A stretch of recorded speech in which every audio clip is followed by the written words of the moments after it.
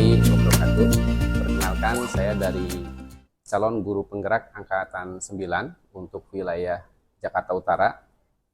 Pada kesempatan kali ini, saya akan coba melakukan wawancara dengan kepala sekolah saya, yaitu dengan Bapak Ismu Prihanto, selaku kepala sekolah dari SMA Negeri 45 Jakarta. Baik Pak, bagaimana kabarnya hari ini Pak? Alhamdulillah baik. Alhamdulillah. Sehat ya Pak ya? Oke, baik. Begini Pak, saya ada tugas dari PGP atau Pelatihan Guru Penggerak, di mana saya ditugaskan untuk melakukan wawancara terkait pengambil keputusan Pak. Nanti ada beberapa pertanyaan dari saya, sekitar ada 8 pertanyaan. Kalau Bapak misalkan ada pertanyaan yang tidak berkenan di salah satu pertanyaan, Bapak boleh tidak menjawabnya Pak. Kira-kira bisa dimulai Pak? Boleh. Baik, terima kasih Pak. Gini Pak, pertanyaan saya yang pertama, selama ini bagaimana Bapak dalam melakukan identifikasi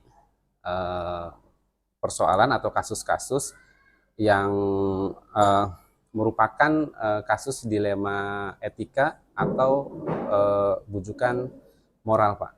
Itu kira-kira langkah untuk mengidentifikasi yang Bapak lakukan itu seperti apa Pak? Oke, terkait dengan kasus apa tadi? Dilema etika. Dilema etika ya. Iya. Ya tentunya yang pertama dari pengamatan saya. Dari pengamatan saya, ya saya memandang kalau ada kasus-kasus dilema etika ya sementara saya identifikasi saya inventarisir lah dalam catatan saya. Nah yang kedua tentunya dari laporan-laporan dari berbagai pihak ya, baik itu dari guru, dari tenaga pendidikan, dari siswa ataupun dari masyarakat. Misalnya laporan. Nah kemudian ya tindak lanjut saya, kalau memang itu merupakan kasus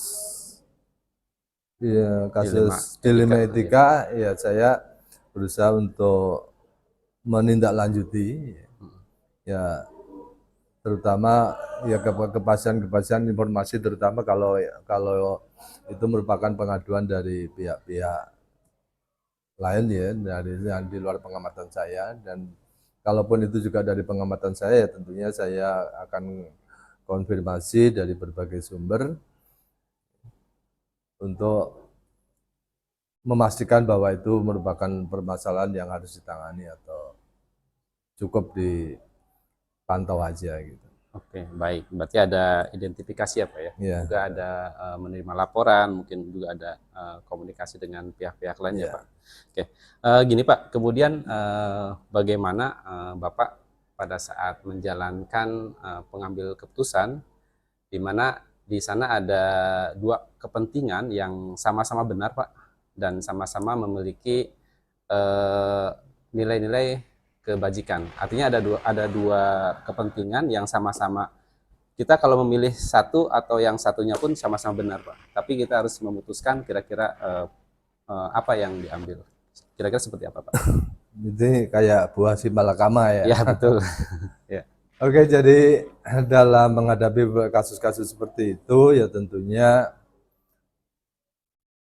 kebijakan atau karakter bijak ya, karakter bijaksana dari seseorang itu sangat dibutuhkan. Ya memang namanya bijaksana itu tidak selalu benar, tapi biasanya baik ya. Artinya keputusan yang diambil itu merupakan yang terbaik dari situasi yang ada. Artinya setelah diinventarisir mana baiknya, mana kurang baiknya, ya tentunya diambillah yang banyak baiknya. Nah itu dalam menghadapi kasus seperti itu. Ya sekali lagi ini sangat dibutuhkan karakter bijaksana ya dari kita ya, selaku pengambil kebijakan. Sekali lagi tetap mempertimbangkan ya, jadi semua hal-hal yang merupakan unsur yang baik dan tidak baik itu semua diinventarisir ya. Nah kemudian dipertimbangkan mana yang lebih baik dan mana yang memang cocok untuk permasalahan yang sedang dihadapi. Oke, baik Pak ya. Jadi memang ada butuh karakter kebijaksanaan dari Ya, kita Pak ya. betul. Tentunya mana yang lebih baik dari Ya. yang baik ya. Oke, baik Pak. Kemudian dalam proses pengambilan keputusan tersebut, langkah atau prosedur yang Bapak lakukan itu seperti apa Pak? Untuk dilema etika Pak? Ya tentunya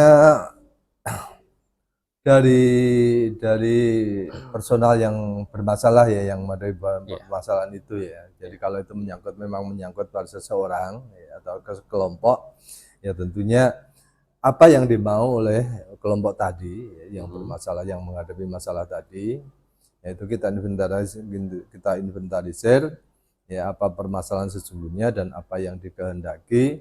Nah kemudian dari pihak-pihak lain juga kita cari informasi ya tentunya yang terkait ya, yang apakah itu yang pro ataukah yang kontra ataukah yang netral, ya sebisa mungkin kita semua menggali informasi dari situ.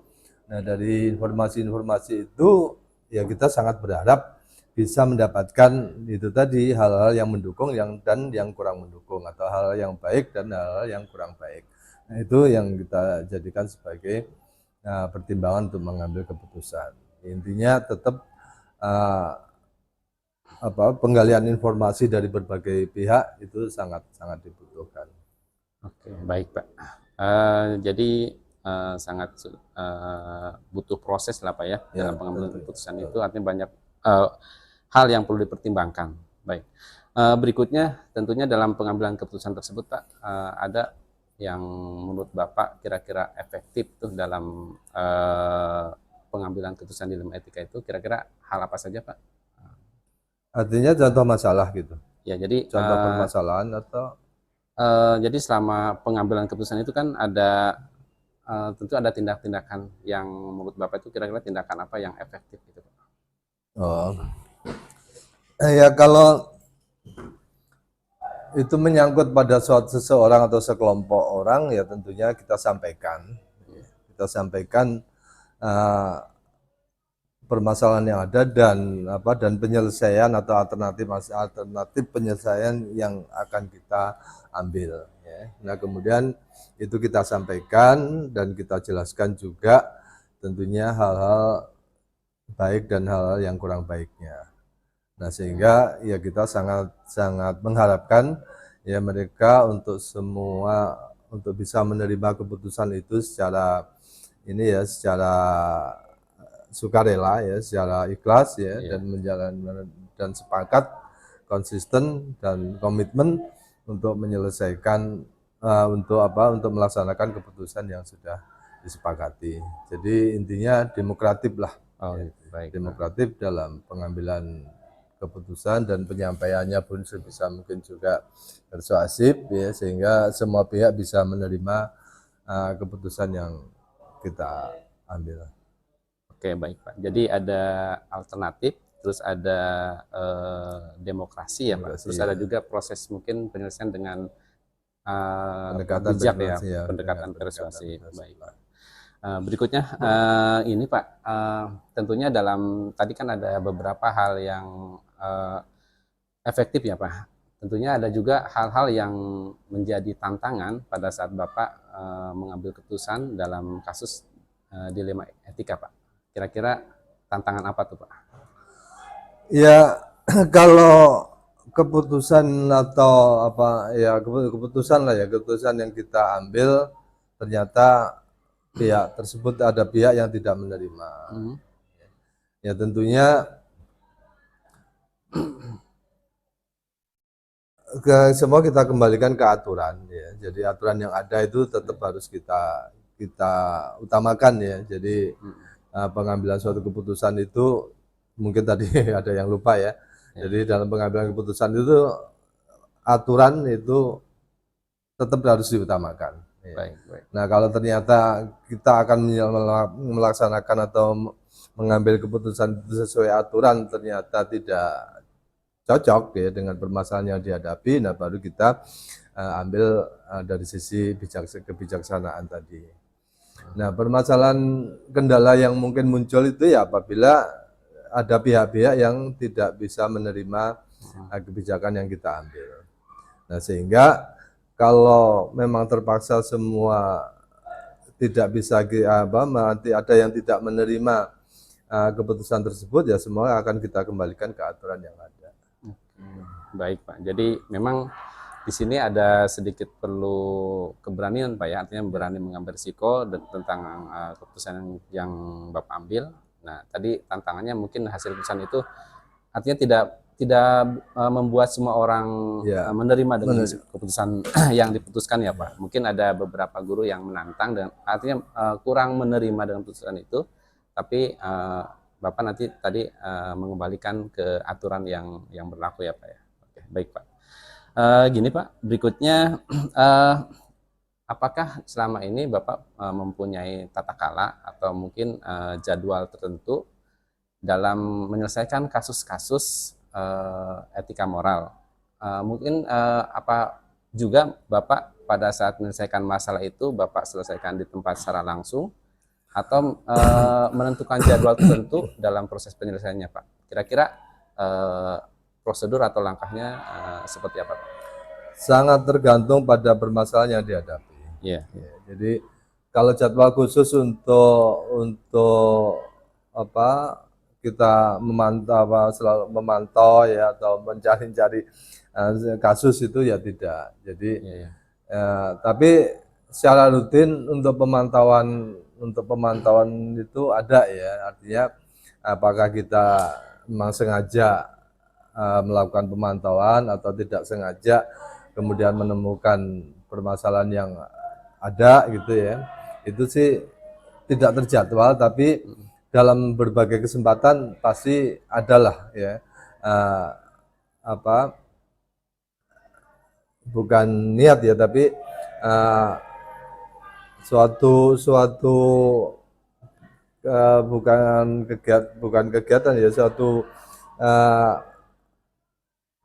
ada keinginan atau bukan keinginan, ada sambil lalu lah gitu, artinya sambil lalu lah barangkali ada permasalahan-permasalahan yang ditemui baik itu salah sengaja atau tidak sengaja. Itu sih setiap saat ada. Nah kemudian kalau memang terjadi suatu kasus ya dilema etika tadi, ya penyelesaiannya juga sangat tergantung dari kasus yang ada. Kalau memang kasus yang ada itu bisa diselesaikan langsung, ya diselesaikan secara langsung. Misalkan ada siswa yang melanggar ya, atau siswa melakukan melakukan perbuatan yang tidak semestinya, yaitu bisalah kita selesaikan secara langsung. Tapi kalau memang perlu adanya suatu tindak lanjut ya sebelum kita mengambil keputusan, ya maka kita tunda dulu ya sampai kita mengumpulkan informasi secara lengkap, nah baru kita ambil penyelesaiannya, alternatif penyelesaiannya. Namun demikian, kalau memang kasus itu perlu tindak lanjut tadi ya secepat mungkin, artinya kita tidak menunda-nunda untuk melakukan penyelesaiannya ya, tapi sesegera mungkin lah ya kita berupaya untuk bisa secepatnya menyelesaikan kasus yang ada. Oke, baik, sangat menarik sekali Pak. Jadi ada dua tergantung kasusnya Pak ya. Jadi kalau misalkan kasus itu bisa diselesaikan dengan secara langsung, diselesaikan secara langsung. Tapi kalau misalkan mungkin kasus itu butuh informasi atau komunikasi atau masukan dari guru lain, Bapak memilih untuk menjadwalkan ya Pak ya. Jadi menjadwalkan sih tidak, tapi ya secepatnya lah. Secepatnya. Jadi ya kita tergantung juga pihak-pihak yang terkait tadi. Kalau kita jadwalkan ternyata pihak yang terkait nggak bisa kan juga pasti akan tertunda gitu. Jadi semuanya sangat tergantung dari situasi yang ada. Oh baik Pak. Baik. Jadi oke baik Pak.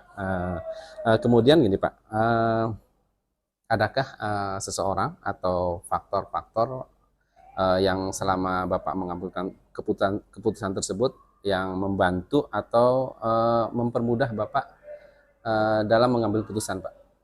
Orang ataupun faktor-faktor itu? Harus ada, memang harus ada. Ya, karena ya tentunya kemampuan dari pembimbingan seseorang ini kan sangat terbatas. Iya. Ya, jadi lingkupan pandangnya juga sangat terbatas. Jadi memang harus ada ya. Iya, iya. Ya utamanya ya tentunya paling paling dekat ya. Iya. Terdekat yaitu kalau kepala sekolah ya wakil, Iya. atau mungkin ya sebagai PU. Jadi orang-orang terdekat dulu ya itu yang dijadikan sebagai sumber informasi pertama ya. Nah, kemudian mungkin baru pihak-pihak yang terkait ya dengan permasalahan yang muncul yang sedang dihadapi. Iya, baik Pak. Berarti ada ya Pak ya, dari terutama dari orang-orang terdekat ya Iya, seperti wakil ataupun staf mungkin ya Pak. Iya. Kemudian ini pertanyaan terakhir Pak, dari semua hal yang tadi Bapak sampaikan, menurut Bapak pembelajaran apa yang bisa Bapak petik dari pengalaman Bapak pada saat melakukan pengambilan keputusan yang tentunya kasus dalam dilema etika Pak? Ya tentunya namanya pengalaman itu ya pasti berharga ya. Iya. Ya barangkali nanti suatu saat kita menghadapi permasalahan yang sama, ya tentunya ya kasus yang pernah kita alami itu bisa kita gunakan sebagai acuan atau referensi ya untuk menyelesaikan permasalahan kasus yang sama. Nah, Iya. kalaupun ternyata kasus yang muncul itu berbeda, ya tentunya bisa kita jadikan sebagai perbandingan juga gitu. Ya artinya namanya pengalaman apapun itu akan sangat berharga ya untuk ke depan dalam menghadapi setiap permasalahan-permasalahan yang muncul. Oke. Oke. Baik Pak, jadi bisa mengambil pengalaman ya Pak ya, dari kasus-kasus yang sudah ditangani bisa menjadi perbandingan ya mungkin atau sejenis masukan untuk penanganan kasus berikutnya. Saya kira sudah cukup Pak, dan saya ucapkan terima kasih sudah Bapak menyempatkan waktunya dan mau menyampaikan informasi, dan tentunya ini sangat berharga sekali bagi saya untuk paling tidak untuk masukan saya, untuk pembelajaran saya, dan sekali lagi saya ucapkan terima kasih. Sama-sama. Ya, makasih Pak. Baik, assalamualaikum warahmatullahi wabarakatuh Bu. Waalaikumsalam warahmatullahi Baik, wabarakatuh. gimana kabarnya, sehat Bu Sri? Alhamdulillah. Alhamdulillah Bapak sehat Bu. Alhamdulillah sehat Bu. Oke. Sebelumnya saya ucapkan terima kasih Bu Sri yang tadi sedang sibuk ya, sedang banyak pekerjaan, tapi Ibu mau menyempatkan atau meluangkan waktu untuk menerima saya untuk melakukan wawancara tugas PGP Bu. Jadi kami itu kebetulan ada tugas Bu dari kegiatan pelatihan guru penggerak, di mana saya diminta untuk melakukan wawancara terkait pengambilan keputusan. Nah, kira-kira bisa Ibu bersedia Bu ya? Insya Allah. Oke, untuk baik. guru penggerak mah harus bersedia gitu. Baik Bu, ada beberapa pertanyaan nanti yang akan saya sampaikan, tapi kalau misalkan Ibu ada yang pertanyaan yang tidak berkenan, silakan Ibu nggak menjawab, tidak menjawab pun tidak masalah. Baik. Oke, pertanyaan yang pertama Bu, bagaimana selama ini Ibu mengidentifikasi terutama kasus-kasus yang berhubungan dengan dilema etika atau kasus bujukan moral Bu? Jadi dilema etika itu artinya yang Ibu alami mungkin selama ini, bagaimana kasus itu ternyata punya nilai-nilai yang betul-betul dua-duanya sama, dua-duanya punya nilai kebaikan, tetapi Ibu harus memutuskan. Nah, kira-kira bagaimana Ibu mengidentifikasi kasus tersebut? Wah, ini kalau kasus di sekolah kan banyak ya Pak ya. Iya. Jadi lebih detailnya itu seperti apa kasus yang kira-kira, karena kan setiap kasus penyelesaiannya beda-beda. Iya. Ya. Ada kasus yang sama-sama benar atau misalkan kasus yang benar atau salah gitu Bu? Ini terkait dengan siswa ya Pak Iya, ya. iya. Oke, contoh ada anak kelas 9 nih. Iya. Ada hak belajarnya, tapi ternyata dia kurang perhatian orang tua, sementara dia penerima penerima KJP, gitu kan. Nah, anak ini kan ada ketentuannya ya. Karena kan kalau ketangkep oleh aparat keamanan, dalam di polisi. dicabut ya. Iya, kan ada, KJP-nya. iya, Iya, betul, betul. hal-hal Iya. seperti itu kan. Iya, iya. Nah, kita kan harus mendata dulu, Pak. Iya, iya. Oke. Ya kan, mendata dulu sebetulnya permasalahannya di mana. Iya. Ya kan, titik permasalahannya apa, siapa aja yang terkait dalam permasalahan tersebut. Iya. Nah, itu harus saya cari dulu gitu kan. Ke guru BK-nya, ke wali kelasnya, ke anaknya tersebut, orang tuanya. Iya. Hal itu yang harus saya cari, identifikasi permasalahannya Oh, apa, gitu. kan begitu. Iya, iya. Nggak Baik. langsung ngambil keputusan gitu ya Pak Iya, ya. baik, baik. Jadi Ibu ada langkah-langkah identifikasi Bu ya, Oh artinya iya. pengumpulan informasi ya Iya. dari kasus tersebut, kasusnya seperti apa, terus siapa yang terlibat dan sebagainya Bu ya. Oke, baik Bu. Untuk pertanyaan berikutnya Bu ya, gini Bu, bagaimana Ibu pada saat Ibu mengambil keputusan sebagai kepala sekolah ya di SMP 123 itu, terutama untuk kasus-kasus yang artinya memiliki dua kepentingan yang dua-duanya sama-sama benar atau sama-sama mempunyai nilai kebajikan Bu. Nah, kira-kira langkah yang Ibu lakukan seperti apa Bu? Kita fokus di seperti contoh kasus tadi ya Pak Boleh, ya. boleh Ya, dikembangkan, boleh. supaya kita Ya. nggak bias gitu kan. Boleh, ya. Nah, kalau saya pasti akan tanya dulu kepada tadi wali kelas, kepada wali, apa namanya, si BK, sebetulnya sosok anak ini gimana sih?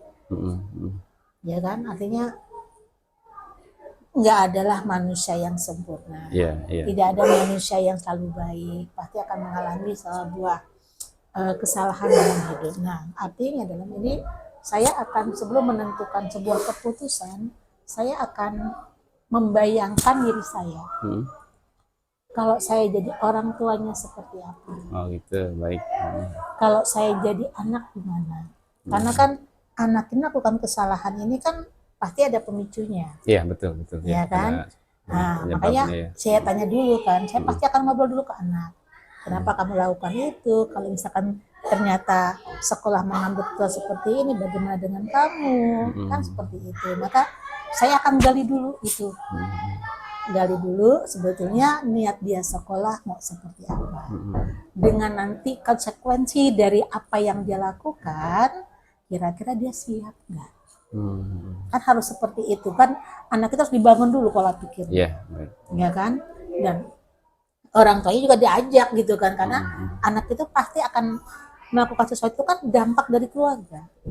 Nah itu, jadi saya akan setelah mendapatkan informasi itu kan saya renungkan, kalau saya jadi anak bagaimana, kalau saya jadi orang tua bagaimana, lalu baru kita ambil keputusan kira-kira sekolah baiknya gimana ya kan keputusannya. Gitu.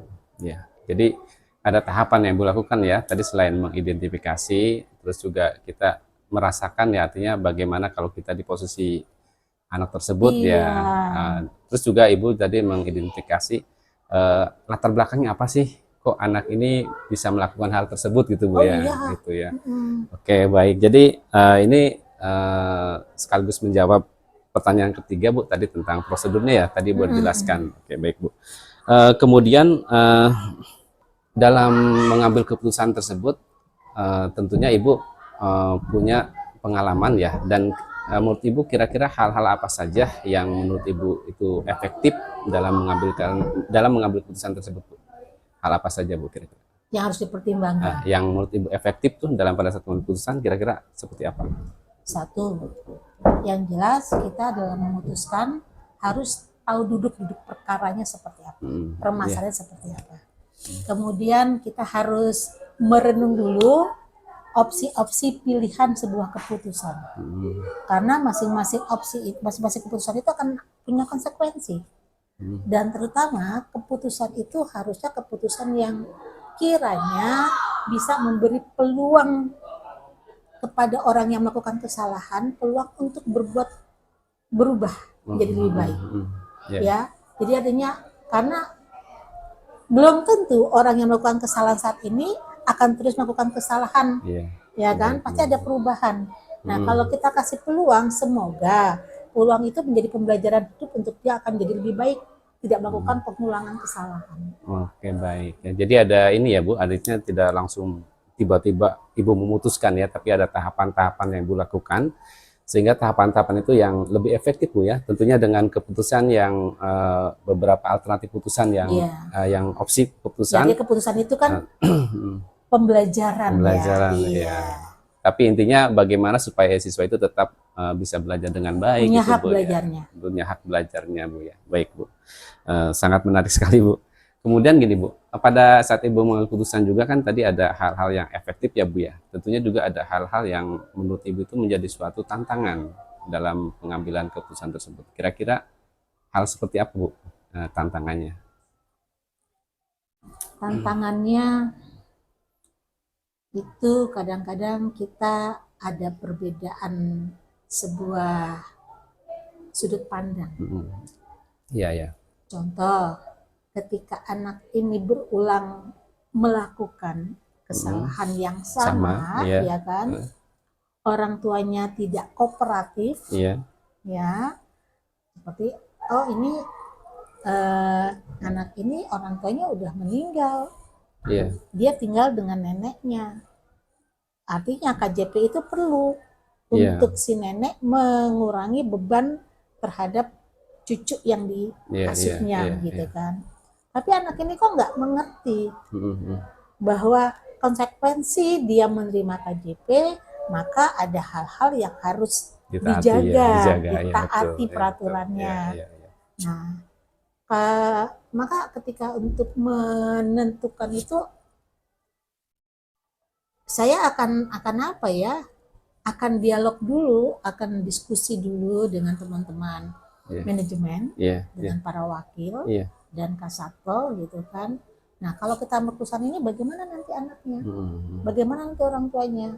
Karena kan terkait dengan kriminal, seharusnya tawuran, narkoba kayak gitu kan, sebetulnya itu sudah bukan wewenang kita lagi, ya kan, wewenang keamanan. Tetapi kalau diberikan ke kepolisian kan tidak menyelesaikan masalah juga. Kita kan harus memperhatikan hak anak itu. Nah, hal-hal itu yang seringkali perlu perlu diskusi supaya keputusan itu menjadi kebaikan untuk semuanya. Tidak menjadi keputusan yang yang disesali nantinya. Oh iya, betul ya. Jadi tantangannya itu Bu ya, artinya antara peraturan dengan hati nurani itu bertentangan ya Bu ya. Kalau dari segi peraturan mungkin anak ini sudah melanggar ya aturan. Tapi dari segi hati nurani artinya kita punya rasa kasihan lah ya. Artinya bagaimana kalau anak ini misalkan KJP yang dicabut, otomatis kan ekonominya akan terpengaruh lah ya Bu ya. Oke, jadi tantangan itu ya, artinya bertentangan antara hati dengan peraturan. Bu. Oke, baik Bu. Berikutnya pada saat Ibu mengambil keputusan, apakah Ibu sudah punya tata cara Bu ya, atau mungkin jadwal tertentu dalam melakukan penyelesaian kasus yang terutama dilema etika? Atau mungkin Ibu pada saat misalkan ada kasus, Ibu langsung menyelesaikan kasus tersebut secara langsung di tempat tersebut, secara langsung, atau apakah Ibu misalkan menentukan jadwal untuk menyelesaikan kasus tersebut? Nah, kira-kira yang Ibu lakukan selama ini prosedurnya seperti apa Bu? Mungkin tadi sebagian sudah terjawab ya, tapi mungkin lebih jelasnya lagi seperti apa? Pasti ya, kalau tadi mengacu pada penjelasan saya tadi tentang kasus yang dihadapi oleh sekolah kami, itu berarti saya punya jadwal. Ada jadwal ya, ada jadwal sendiri ya. Kapan kita mencari data dari wali kelas, dari guru BK, kapan harus memanggil orang tua, atau bertanya langsung ngobrol sama si anak, gitu, si siswa. Nah, kapan lagi kita berembuk dengan tim manajemen, keputusan apa sih yang efektif untuk anak ini, gitu kan. Nah, itu kan perlu jadwal. Penjadwalan ya. Iya, karena kan kita semua kan punya kesibukan. Jadi nggak bisa langsung serta-merta hari itu kejadian, hari itu pula kita selesaikan, kita beri keputusan. Harus punya jadwal lah. Oh, baik. Tidak ada penjadwalan tertentu ya, khusus ya untuk kasus-kasus itu ya. Baik Bu. Kemudian ini Bu, eh, adakah mungkin seseorang atau mungkin hal-hal yang selama ini membantu Ibu ya, membantu Ibu atau mempermudah Ibu dalam mengambil keputusan yang terutama yang kasus dilema etika Bu? Seseorang atau misalkan hal-hal apa gitu yang membantu Ibu dalam mengambil keputusan? Oh, kalau saya cenderung berdiskusi dengan tim manajemen, Gitu. Oh, dengan ya, tim ya. dengan wakil, ya Ya. kan. Artinya ada wakil kesiswaan, Mhm. ada wakil kurikulum, ya Ya. kan. Nanti kita berbicara dari sudut pandang kesiswaan seperti apa, dari sudut pandang kurikulum dalam hak belajarnya bagaimana, Iya, gitu iya, kan. iya. Supaya keputusan itu adalah keputusan yang memiliki nilai kebermanfaatan, gitu kan. Bukan sebuah keputusan karena arogansi, karena emosi, gitu kan. Tapi adalah keputusan yang kiranya bisa menjadi pembelajaran bagi kita semuanya. Iya, Bukan hanya siswa yang melakukan kesalahan atau orang tua yang menjadi pendamping siswa tersebut, tapi kita selaku pendidik. iya, baik, baik, baik. Jadi memang melibatkan semua ini ya, artinya semua yang terkait lah Bu ya, termasuk staf atau wakil-wakil yang lain. Jadi diharapkan dengan hal tersebut meminimalisir ya Bu, artinya keputusan yang disesali mungkin ya Bu ya. Benar. Oke, sangat menarik Bu. Oke, baik Bu. Gini Bu, dari semua apa yang Ibu sampaikan ya, tentunya ada pengalaman yang atau pembelajaran yang bisa Ibu ambil atau Ibu petik dari pengalaman Ibu dalam menentukan atau memutuskan terutama kasus-kasus yang sifatnya dilema etika Bu. Nah, kira-kira apa yang Ibu ambil dari pengalaman tersebut?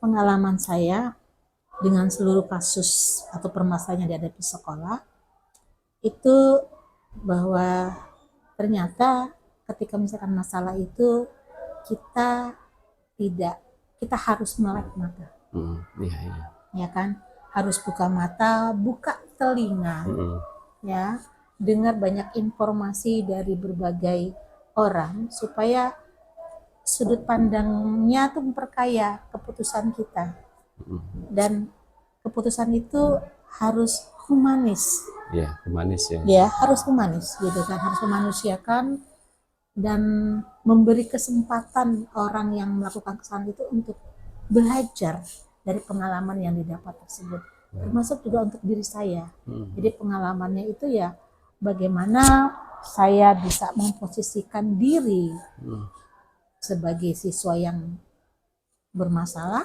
atau sebagai orang tua dengan kehidupannya memiliki anak yang seperti itu, gitu kan. Juga bagaimana saya sebagai pendidik kalau guru-guru berhadapan dengan anak yang seperti ini bagaimana nih, kan itu. Nah, pengalaman-pengalaman permasalahan itu semoga membuat saya bisa lebih bijak dalam membuat sebuah keputusan. Baik, betul Bu ya. Baik, sangat menarik sekali Bu ya apa yang Ibu tadi sampaikan. Artinya di sini kalau menurut saya sih bijaksana ya. Semoga sangat bijaksana, mengarah ke sana ya. Kepengennya ya gitu. Tapi kan. tidak tetap peraturan tetap di Oh ini iya, tetap ya Bu ya. Artinya aturan sangat kan menarik dasar ya, kita betul Bu ya. kan, acuan Artinya kita. aturan tetap dilaksanakan, tapi juga kebijaksanaan juga diutamakan ya Bu. Artinya Iya. aturan dan itu saling mengisi ya Bu ya. Baik, sangat menarik sekali Bu. Terima kasih banyak informasinya. Tadi ada beberapa pertanyaan yang menurut saya sangat mungkin pembelajaran buat saya. Artinya untuk sebagai guru juga ya. Artinya dalam guru pun tetap sama juga kan mengambil keputusan juga Bu ya. Oh, dengan iya. siswa atau dengan hal yang lainnya. Terima kasih waktunya Ibu. Sama-sama, sukses Mudah-mudahan selalu. Ibu selalu sehat ya Bu ya. Amin. Terima kasih Bu. Bapak